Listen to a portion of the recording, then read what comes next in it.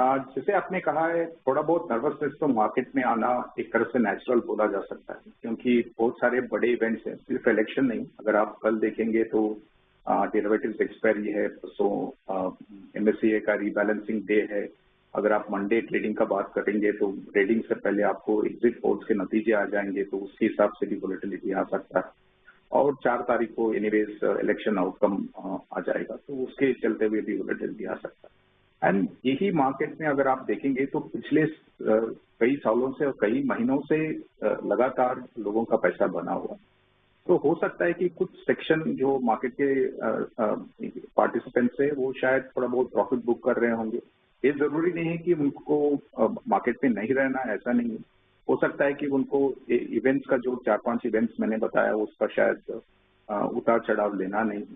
लेकिन अगर आप 3-5 साल के निवेशक हैं तो मेरे ख्याल से ये वोलेटिलिटी आपको दिखेगा भी नहीं चार्ट्स में।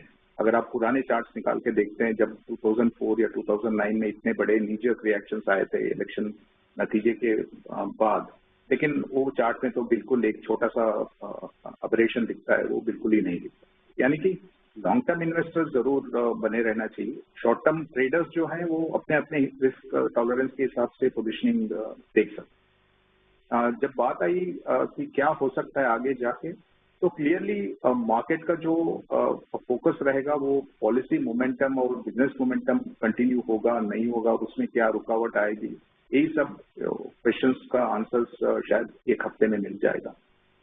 तो उस हिसाब से अगर मार्केट्स को लगता है कि पॉलिसी मोमेंटम बना रहेगा और जो पॉलिसीज पिछले कुछ सालों से इंडिया के लिए जो बेहतर आर्थिक व्यवस्था बनने के लिए जो बनाए गए हैं वो कंटिन्यू होंगे और उसके ऊपर और कुछ पॉजिटिव्स निकल के आ सकते हैं, तो मेरे ख्याल से जो एक्सपेंसिव वैल्यूएशन है वो वैल्यूएशन एक्सपेंसिव ही रहेगा, लेकिन मार्केट एक तरफ से स्टेडी रहेगा हमारे हिसाब से।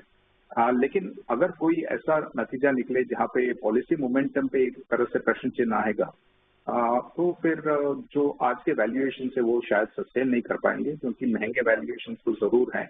स्पेशली अगर आप स्मॉल कैप्स और मिड कैप्स के वैल्यूएशन देखते हैं तो वो हिस्टोरिकल एवरेज से बहुत ऊपर है। तो उस हिसाब से वहाँ पे कोई नर्वसनेस की ज्यादा जगह नहीं है। यानी कि अगर थोड़ा भी नर्वसनेस आता है तो वहाँ पे मार्केट में डिक्लाइन आ सकता है।